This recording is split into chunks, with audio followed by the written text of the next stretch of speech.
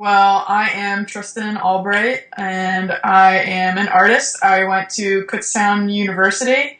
I graduated in 2009, and with a Bachelor of Fine Arts degree, I was a crafts major with a fibers concentration. And most people, unless you've gone to art school or know someone who goes to art school, don't even know that that is a major these days. Most people are like, you were a fibers major? What? Like, what is that? But Kutztown has the same accreditation as any normal private art school like MICA or SCAD or any of those kinds of really big schools. And the whole tuition factor played a really big part in my decision to go to Kutztown because it was probably about a third of the cost and I had a scholarship to go there.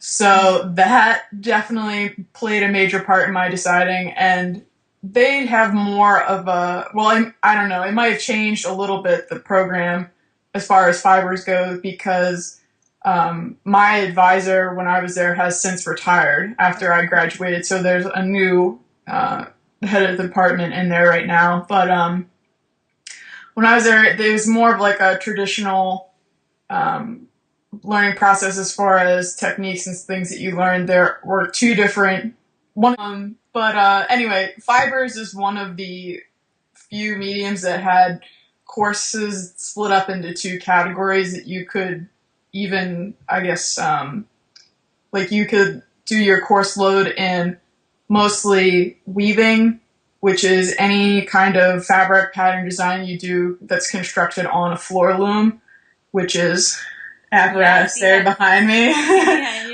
you. Or you could also take classes in non-loom fabric structures, which is basically anything, any kind of technique that is fiber-based that is not anything not using a loom, and it's mostly hand building. So like embroidery, basketry, knotting, felting, anything under the sun, coiling, like a lot of those different techniques, anything that you do with your hands, not on a loom, would fall under that category. So I took classes under both categories, but then my junior year I started overloading on the non-loom fabric structures classes because that was what I was most passionate about and what I wanted to focus on for my senior exhibition and all that sort of stuff. So as a Bachelor of Fine Arts major, you can also take classes in other disciplines. So crafts also has furniture or woodworking and ceramics and fine metals at our school. Some schools, some larger schools that have the abilities and facilities to do glass blowing and stuff like that, you know, that is another category, another medium that falls under that category, but it was also a deciding factor in choosing my major when I went into school because I was kind of waffling between art education and crafts. And the course load over the 4 years to complete the program is what played a major part in that because I saw the difference in the number of studio classes that you could take as a art education major versus a fine arts, Bachelor of Fine Arts major was a huge difference because as an art education person at Kutztown, it might be different at other schools. They had to take a lot of general education classes like child psychology, you know, general math classes and That's just stuff like that. That's interesting. Like at Messiah, I definitely, because I was art ed, I did have to take the general ed courses, but it was almost like you were a double major. Like I did everything that the studio art majors did, and then just did all the education stuff on top of it, which is part of the reason that I decided to go to Messiah because I knew I really wanted to be an art teacher, but I wanted to have a whole lot of experience in the studio. So it's basically like you're doing both things there and just kind of losing your mind a little bit. When you decided to be a crafts major, was it just like, this is what I love doing and so this is what I'm going to do? Or did you really have the thought in your head, I want to go to school and I want to be an artist after I graduate and this is how I want to make a living?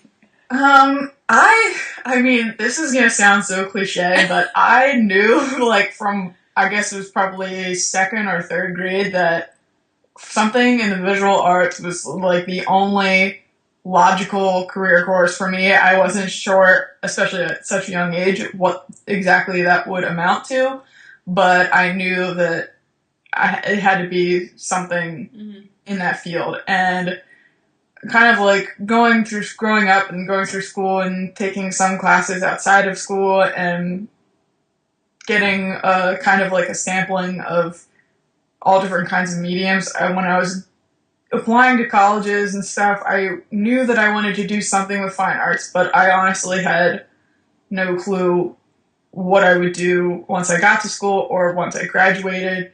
I had always had that whole mentality of like, yeah, that would be really great to be an artist, like self-employed, but I didn't know if that was, going to be something that was possible. Once I graduated, I didn't know if I'd have to, find, I don't know, some other job that I could infuse those abilities into or vice versa or whatever. But when I applied to school, I just knew, okay, fine arts.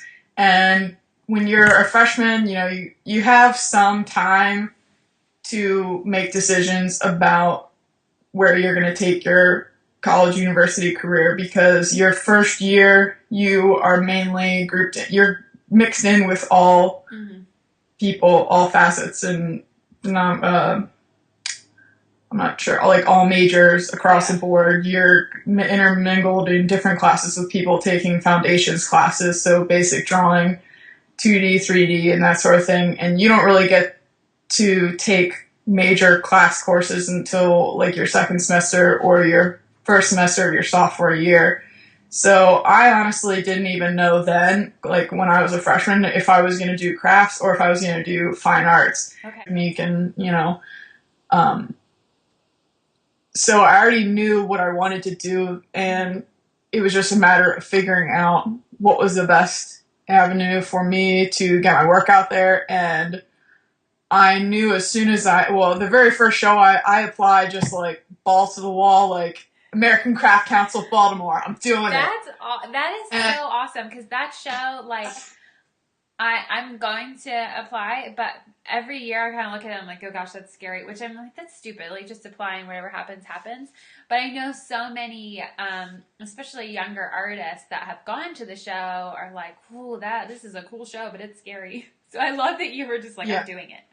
I just kind of like, I didn't have I knew that my stuff was of good quality, but I think as artists, well, especially myself, I am particularly hard on myself as far as quality, and I hold my stuff to a certain standard that nobody else really seems to. And like, I'm like, I don't know, like, I'm going to apply, but I'm not going to get my hopes up. There's a good chance, this is a pretty big show, big deal, that I may not get in. So I originally applied to the wholesale retail, like the entire week. Because I was like, oh gosh, retail, that's a really small section of the show, so I stand a greater chance of getting in if I apply for the whole week. And so I applied and I got in, and then I was like, oh my gosh, like, I got in the show the first try, like there. And once I started telling people about it, because I was so excited, I got a greater understanding of what a huge deal it was to get in right after graduating. Retail? Yeah, I did the whole week, because with that show in particular, it's set up, you can do applications 3 different ways. You can apply to be in the wholesale section, you can apply to be their wholesale retail for the entire week, or you can apply as retail only, which is the second half. And it's actually 3 separate applications. You can apply to every category if you want. Cool.